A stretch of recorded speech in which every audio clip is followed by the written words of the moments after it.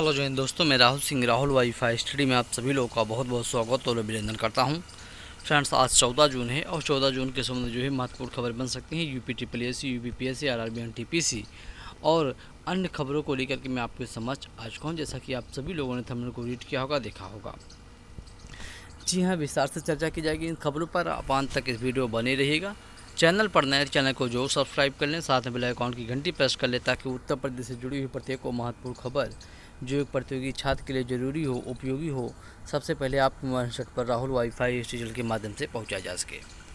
तो चलिए, बिना समय का नुकसान किए हुए सीधे हम बढ़ते हैं यूपी ट्रिपल की खबरों की तरफ। और सबसे महत्वपूर्ण चीज़ कल की नोटिस को लेकर के की जाएगी।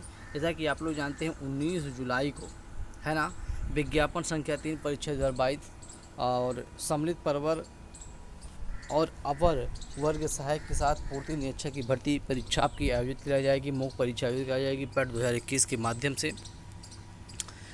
अब उसको कटाव को लेकर के क्या कुछ स्थितियां हैं वो क्लियर कर दी गई हैं आयोग की तरफ से। और ऐसी संभावना जताई जा रही थी कि कटाव बहुत ही हाई जाने वाला है। तो कटाव अगर बात कर लें, हाई तो गया ही है निश्चित तौर पर। और सिर्फ 2100 के समथिंग अभ्यर्थियों का जो है आप चयन किया गया है। जैसा कि आप लोग जानते हैं 76 पद थे। कितने? 76 पद थे टोटल, है ना। और 2100 अभ्यर्थियों को मॉक परीक्षा के लिए कॉल किया गया है। पूरी नोटिस रीड करते हैं, तब चीज़ें समझते हैं। ये पूरी नोटिस है कल 13 जून की 2022 की। आप देख सकते हैं, आवश्यक सूचना आयोग के विज्ञापन संख्या 3 परीक्षा 2022 सम्मिलित परवर अवर वर्ग सहायक एवं पूर्ति निरीक्षक मॉक परीक्षा के आधार पर 76 पदों को चयन हेतु 22 अप्रैल से ऑनलाइन आवेदन आमंत्रित किए गए थे। ये चीज़ें तो पूरी की हुई हैं। अब शॉर्ट लिस्ट देखते हैं। इसको प्राप्त करने वाले अभ्यर्थियों को शॉर्ट लिस्ट न करते हुए प्रारंभिक वार्ता परीक्षा 2021 के नॉर्मलाइज स्कोर के आधार पर जो कटाव 76 पदों के सापेक्ष रखी गई है,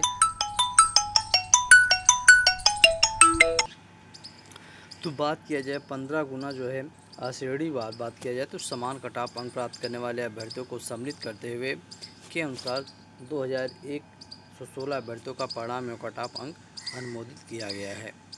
तो आप देख सकते हैं। और 2116 अभ्यर्थियों को कॉल किया गया है मुख्य परीक्षा के लिए। अवनीश सक्सेना सचिव उत्तर प्रदेश अधीनस्थ सेवा चयन आयोग। और कटाव निश्चित तौर पर आप देख सकते हैं 76 पदों के लिए जो अनरिजर्व कैटेगरी कटाव गई है वो 86 नंबर आफ्टर नॉर्मलाइजेशन के बाद जो बना है जिनका, उनका जो है कटाव निश्चित तौर पर 86 नंबर। आपको पता होगा कि निश्चित तौर पर कितने अभ्यर्थी, इससे एक अंदाज़ा लगाया जा सकता है कि आप सभी लोग अंदाज़ा लगा सकते हैं कि 86 से ज़्यादा कितना अभ्यर्थियों का नंबर रहा होगा। निश्चित तौर पर किसी का 95-96 नंबर नॉर्मलाइजेशन के बाद नहीं रहा होगा। अगर किसी अभ्यर्थी का निश्चित तौर पर अगर बात किया जाए 96 या फिर 95 नंबर ऐसा अगर होता तो 2116 अभ्यर्थी इस कटाव पर नहीं मिलते आयोग को। तो इससे अनुमान लग सकता है कि पेट के माध्यम से जो अभ्यर्थी बात कर रहे थे, किसी का 96 नंबर है, आफ्टर नॉर्मलाइजेशन की बात कर रहा हूँ मैं, ना कि परसेंटाइल की बात कर रहा हूँ। तो ऐसा कुछ संख्या जो है अभ्यर्थियों की बहुत ही कम थी। कटाव इसलिए 86 गया है। तो निश्चित तौर पर उन अभ्यर्थियों को जोर का झटका लगा जिन्होंने 25 रुपया दे करके निश्चित तौर पर पूर्ति निरीक्षक, अपर वर्ग सहायक और लोअर वर्ग सहायक को लेकर के जो बात हुई थी कि तीनों के लिए अलग अलग से जो है आवेदन अभ्यर्थियों के तो लिए गए थे। और तो ऐसे अभ्यर्थियों को निश्चित तौर पर एक बड़ा झटका लगा है। परीक्षा आपकी 19 जुलाई को है, कटाव घोषित कर दी गई है और सिलेबस ऑलरेडी घोषित किया जा चुका है आयोग के माध्यम से। ये तो बात होगी विज्ञापन संख्या 3 2022 को लेकर के। आगे बात करेंगे यहाँ से लेखपाल भर्ती परीक्षा, जैसा कि हम सभी लोग जानते हैं 24 जुलाई को संभावित है और एक पोस्टपोन्ड तारीख है ये 24 जुलाई। पहले आपको पता होगा कि आपकी परीक्षा जो थी वो 19 जून को थी और इस परीक्षा को पोस्टपोन करके 24 जुलाई निर्धारित किया गया आयोग की तरफ से।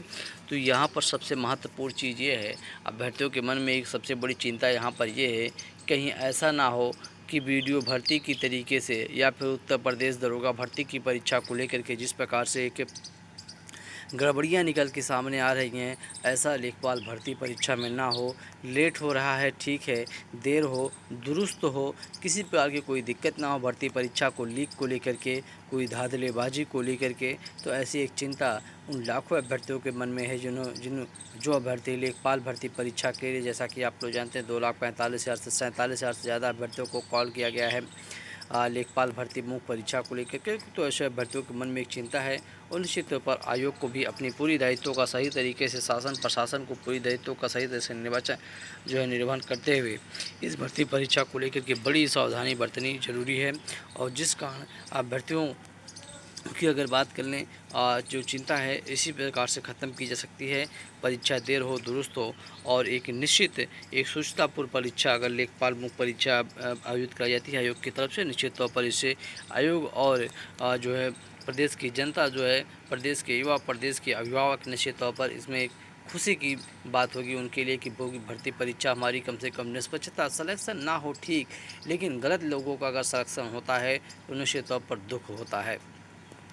चलिए आगे बात करेंगे हम लोग यहाँ से वीडियो भर्ती यानी ग्राम पंचायत अधिकारी, ग्राम विकास अधिकारी और समाज कल्याण पर्यवेक्षक पुनः भर्ती परीक्षा को लेकर के 1953 पदों के लिए कैलेंडर में अभी, जैसा कि आप लोग जानते हैं, जो कैलेंडर जारी किया गया है आयोग की तरफ से 1953 पदों के लिए वीडियो पुनः परीक्षा को लेकर के, इसमें किसी प्रकार का कोई भी जो है सूचना नहीं दिया गया है कि हाँ, आयोग ने नवंबर और दिसंबर में कुछ परीक्षा तिथियाँ जो है रिजर्व रखी है। संभावना जताई जा रही थी कि इस भर्ती परीक्षा में इस भर्ती जो रिजर्व भर्ती परीक्षा तिथि है उसमें जो है वीडियो भर्ती पुनः परीक्षा कराई जा सकती है। आखिरकार सरकार क्या कर रही है, उत्तर प्रदेश अधीनस्थ सेवा चयन आयोग की कार्यप्रणाली कैसी है, ये बहुत बड़ा चिंता का बात है। और भर्ती परीक्षा अगर ये भी एक महत्वपूर्ण भर्ती परीक्षा थी जो है उत्तर प्रदेश अधीनस्थ सेवा चयन आयोग की तरफ से, और ये कहा जाए तो सबसे पुरानी भर्ती को लेकर के अगर बात करें तो 2018 की भर्ती थी। और इस भर्ती परीक्षा को लेकर के जो है आयोग बहुत ही हिलावली बरत रहा है और पुनः है जो है भर्ती परीक्षा को लेकर के अभी कोई अनाउंसमेंट नहीं किया है।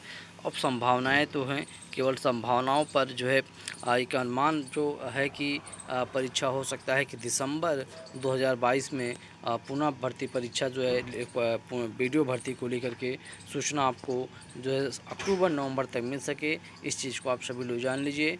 और अगर दिसंबर में परीक्षा नहीं होती है तो निश्चित तौर पर भर्ती परीक्षा अब कब होगी तो इसका कुछ कह पाना जो है कहीं न कहीं एक बहुत बड़ा कह सकते हैं कि एक अनुमान लगाना होगा, क्योंकि आयोग की कार्यप्रणाली निश्चित तौर पर बहुत ही ज़्यादा निंदनीय है, बहुत ही ज़्यादा शिथिल है। और केवल लेखपाल बात किया जाए जो एएनएम भर्ती को लेकर के अगर बात किया जाए तो एएनएम भर्ती जिस तरह तैयारी के साथ, जिस कहा जाता है शीघ्रता के साथ पूरी की जा रही है, अगर इसी प्रकार से उत्तर प्रदेश सेवा चयनों की अन्य भर्तियों भी किया जाए तो निश्चित तौर पर कहीं न कहीं आप देख सकते हैं, इससे पता चलता है कि आयोग जो है कहीं न कहीं शासन के हाथ में मजबूर है या फिर खुद मजबूर है। जो भी चीज़ें हैं आप चीज़ों को समझ रहे हैं। आगे बात करेंगे 1850 जो है पदों के लिए जो है नियोजक भर्ती को लेकर के प्रिंट मीडिया के माध्यम से हम सबको खबर देख सकते हैं कि उत्तर प्रदेश में भर्ती किए जाएंगे 1850 नगर नियोजक। यहाँ से हम सभी लोग देख भी सकते हैं, आवास विभाग शहरों में आबादी के आधार पर 1850 नगर नियोजकों की भर्ती करने पर विचार कर रहा है। नीति आयोग की सिफारिश के मुताबिक 30,000 की आबादी पर एक नगर नियोजक रखा जाना है। उच्च अधिकारियों की बैठक में इस संबंध में सहमति भी बन गई है। प्रदेश के शहरों में मौजूदा समय में करीब 50 लाख आबादी रहती है और सुनियोजित विकास के लिए ज़रूरत के आधार पर नगर नियोजक नहीं है। आवास विभाग के उच्चाधिकारियों की बैठक में नीति आयोग द्वारा तय किए गए मानक पर चर्चा हुई है और उसमें बताया गया कि जनसंख्या के आधार पर आवास एवं शहरी नियोजन विभाग, औद्योगिक विकास विभाग और नगर विकास विभाग के नियंत्रणाधीन 1850 नगर नियोजकों की ज़रूरत है। और देख सकते हैं यहाँ से प्रदेश में मौजूदा समय में नगर एवं ग्राम नियोजन विभाग में 50, विकास प्राधिकरणों में 67, आवास विकास परिषद में 23 में कुल स्वीकृत 140 पदों में से 48 पदों पर सहायक नगर नियोजक व वास्तविक नियोजक कार्यरत हैं। सहायक नगर नियोजक, वास्तविक नियोजक के रिक्त 50 पदों पर भर्ती का प्रस्ताव उत्तर प्रदेश लोक सेवा आयोग को भेजा भी जा चुका है। ये तो बात हो गई है नगर नियोजक भर्ती को लेकर के। आगे खबर यहाँ से देखते हैं हम सभी लोग यूपीपीएससी पीसीएस की प्रारंभिक परीक्षा को लेकर के। जैसा कि हम सभी लोग जानते हैं कि 12 जून को ये परीक्षा आपकी आयोजित कराई गई और इस परीक्षा अगर बात की जाए 2019 और 2020 को लेकर के भी जो है परीक्षाओं में गलत प्रश्न को लेकर के एक अभ्यर्थियों की जो है एक चिंता थी और ये चिंता अभी भी ख़त्म नहीं हुई। 2022 में भी 6 सवाल गलत बताए जा रहे हैं यूपीपीएससी पीसीएस की प्रारंभिक परीक्षा में। और उसके मुताबिक आप देखते हैं 2 के अनुमान जो है अभी त्रुटिपूर्ण हैं। अभ्यर्थियों ने किया है दावा, आयोग में दर्ज कराएंगे आपत्ति। प्री में शामिल अभ्यर्थियों को अब अंतिम उत्तर कुंजी का इंतजार। यहाँ से प्रदेश की सबसे प्रतिष्ठित पीसीएस 2022 की प्रारंभिक परीक्षा में 6 सवाल गलत पूछे गए हैं और 2 सवालों की हिंदी अनुवाद त्रुटिपूर्ण है। यह दावा परीक्षा में शामिल अभ्यर्थियों ने किया है और उत्तर प्रदेश लोक सेवा आयोग में अपनी आपत्ति दर्ज कराने जा रहे हैं। अभ्यर्थियों का कहना है, देखते हैं पीसीएस 2022 में की गई प्रारंभिक परीक्षा में शामिल हुए प्रतियोगी छात्र संघर्ष समिति के मीडिया प्रभारी प्रशांत मीडिया समेत कई अभ्यर्थियों ने इसकी शिकायत उत्तर प्रदेश लोक सेवा आयोग से किया है। पीसीएस देख देते हैं, पीसीएस 2019 और 2020 में भी पूछे गए थे 38 गलत सवाल। कौन सी विशेषज्ञता टीम बनाई गई थी कि आखिरकार इस प्रकार से परीक्षाओं में गलत क्वेश्चन पूछे जाते हैं। कुछ क्वेश्चनों के जो गलत क्वेश्चनों की बात की जा रही है अभ्यर्थियों की तरफ से, आप देख सकते हैं। मैं यहाँ पर देखते हैं सीरीज ए के प्रश्न 46 में काउंसिलिंग ऑफ स्टेट्स का अनुवाद राज्य विधान परिषदों किया गया है, जबकि यहाँ राज्यसभा होना चाहिए। सीरीज ए के प्रश्न 146 में the union and it's territory का अनुवाद संघ और उसका कार्यक्षेत्र किया गया है। तो देश में इस प्रकार से जो है सूचकांक की बात की गई है। मानव विकास सूचकांक 2022 के आधार पर देशों का अवरोही क्रम पूछा गया था। यहाँ इस प्रश्न को लेकर के जो है गलती है। इसके साथ साथ आप देख सकते हैं सूची चतुर्वेदी प्रकाशिका के रचनाकार इसको वेंकट माखिन थे, जबकि सूची 2 में दिए गए रचनाकारों में इनके स्थान पर वेंकट रमण दिया गया है। इस प्रकार से गलत प्रश्न पूछे गए हैं जो पीसीएस 2022 प्रारंभिक परीक्षा में अभ्यर्थियों थे और इन पर आपत्ति दर्ज किया जाना स्वाभाविक है। और लोक सेवा आयोग में इसकी जो है अभ्यर्थियों की तरफ से दावा किया गया है कि इस परीक्षा को इस क्वेश्चनों को लेकर के शिकायत की जाएगी। आगे बात करेंगे यहाँ से स्टाफ नर्स, जैसा कि हम सभी लोग जानते हैं 500 के आसपास से भर्ती परीक्षा 558 पदों पर भर्ती परीक्षा आपकी हो चुकी है प्रारंभिक भर्ती परीक्षा। अब इसकी मुख्य परीक्षा को लेकर के अभ्यर्थियों से आवेदन जो है लेना शुरू कर दिया गया है। आयोग की तरफ से जो अभ्यर्थी सफल हुए हैं वो 13 जून से आयोग की वेबसाइट पर मुख्य परीक्षा के लिए 30 जून तक व्यक्तिगत या फिर पंजीकृत डाक के माध्यम से जमा करना अनिवार्य होगा। इस परीक्षा का अनुभाग 5 में आप देखते हैं यहाँ से वेबसाइट पर मुख्य परीक्षा का ऑनलाइन फॉर्म आ गया है। परीक्षा नियंत्रक अरविंद कुमार मिश्र ने बताया कि 23 जून तक ऑनलाइन आवेदन किया जा सकता है और ऑनलाइन भरे गए आवेदन फॉर्म का एक सेट प्रिंट करके अभ्यर्थी सुरक्षित रख लें और इसको परीक्षा अनुभाग 5 में 30 जून तक व्यक्तिगत रूप से या फिर पंजीकृत डाक के माध्यम से जमा कराना अनिवार्य होगा, है ना। तो पुरुष 558 पदों के लिए स्वास्थ्य विभाग में नर्स के पदों के लिए 1025 अभ्यर्थी उत्तीर्ण हुए हैं मुख्य परीक्षा के लिए और ऐसे अभ्यर्थियों को ऑनलाइन आवेदन 13 से लेकर के जो है 23 जून तक यानी 10 जून तक ऑनलाइन आवेदन करना होगा और 23 जून तक डाक के माध्यम से व्यक्तिगत रूप से आयोग उत्तर प्रदेश लोक सेवा आयोग प्रयागराज पहुँचाना होगा अपने फॉर्म को। आगे बात करेंगे यहाँ से हम सभी लोग आरआरबी एनटीपीसी को लेकर के। आरआरबी एनटीपीसी जैसा कि हम सभी लोग जानते हैं CBT 2 एग्ज़ाम अभी चल रहा है और इसको लेकर के जैसा कि आप लोग जानते हैं 13 तारीख को परीक्षा आयोजित कराई गई। आरआरबी एनटीपीसी 20.2 वाट प्रतिशत परीक्षार्थियों ने छोड़ी है परीक्षा।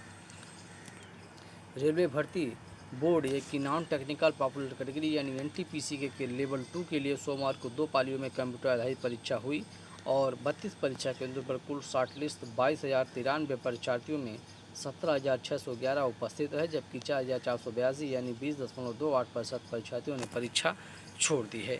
लेवल 2 के लिए मुरादाबाद, रुड़की, देहरादून, ग्वालियर, झांसी, कानपुर, अलीगढ़, आगरा में परीक्षा केंद्र बनाए गए थे, जिसमें से प्रयागराज में कुल 8 केंद्र बनाए गए थे। प्रथम पाली की परीक्षा सुबह 9 से 10:30 बजे तक हुई और इसमें 10,973 शॉर्ट लिस्ट हुए। ओवरऑल बात किया जाए लेवल 2 की परीक्षा में जो है 14 जून को लेवल 3 की परीक्षा होगी निश्चित तौर पर और उसके बाद आपकी जो है 15 और 16 तारीख को लेवल 5 को लेकर के भी परीक्षाएं हैं और देश के विभिन्न शहरों में परीक्षा भी आयोजित कराई जा रही हैं। और उपस्थिति की अगर बात कर ले तो आप देख सकते हैं लगभग 80% अभ्यर्थियों की जो है उपस्थिति इन परीक्षाओं में हो रही है और 20% केवल एक मामूली अंतर है जिसके कारण जो कुछ अभ्यर्थी जो इस परीक्षा में सम्मिलित नहीं हो रहे हैं। और आगे यहाँ से खबरें दे सकते हैं बीएड परीक्षा को लेकर के। बीएड प्रवेश परीक्षा जैसा कि हम सभी लोग जानते हैं आपकी परीक्षा जुलाई में जो है 6 जुलाई को आयोजित कराई जाएगी और बीएड प्रवेश परीक्षा के लिए रिकॉर्ड आवेदन आए हुए हैं। आप देख सकते हैं सबसे ज़्यादा अगर आवेदन आए हुए हैं तो वो आपके शैक्षिक राजधानी प्रयागराज से आए हुए हैं और यहाँ से 60,026 अभ्यर्थियों ने आवेदन किया हुआ है एंट्रेंस एग्ज़ाम के लिए वहीं उसके बाद वाराणसी से 38,000, जौनपुर, लखनऊ, आजमगढ़। और सबसे कम अगर आवेदन करने की हम सभी लोग बात कर लें तो देख लेते श्रावस्ती जिला जो है, यहाँ से केवल और केवल 490 अभ्यर्थियों ने आवेदन किया है बीएड प्रवेश परीक्षा के लिए। और इसी प्रकार से हमीरपुर, बलरामपुर, ललितपुर, सिद्धार्थनगर, इन सब जिलों से जो है कम से कम आवेदन आए हुए हैं। जैसा कि हम सभी लोग जानते हैं, रुहेलखंड विश्वविद्यालय बरेली इस बार जो है इस परीक्षा का आयोजन करा रहा है। और ये परीक्षा आपकी 6 जुलाई को सब जो है आयोजित होगी। और इसको लेकर के जो है 25 जून से आपके एडमिट कार्ड भी जो है इसकी वेबसाइट पर अपलोड कर दिए जाएंगे। और देख सकते हैं बीएड एंट्रेंस की एग्ज़ाम इस बार रिकॉर्ड 6,67,456 अभ्यर्थियों ने आवेदन किया हुआ है। वहीं 2019 में 6,09,000 अभ्यर्थियों ने, 2020 में 5,91,000, 2021 में 6,14,000। लेकिन इस बार सभी रिकॉर्ड तोड़ते हुए अभ्यर्थियों ने 6,67,000 अभ्यर्थियों ने बीएड के लिए ऑनलाइन आवेदन किया है एंट्रेंस एग्ज़ाम के लिए, जो 6 जुलाई को आपकी परीक्षा आयोजित कराई जाएगी। तो ये कुछ महत्वपूर्ण खबरें थी जो आज पहुंचाई गई हैं आप तक राहुल वाईफाई इस चैनल के माध्यम से। फ्रेंड, खबर अच्छी लगी हो तो प्लीज़ वीडियो को लाइक करके इस वीडियो को शेयर करिएगा। मिलते हैं हम नेक्स्ट वीडियो में नेक्स्ट अपडेट के साथ, तब तक के लिए धन्यवाद, नमस्कार, जय हिंद, जय भारत।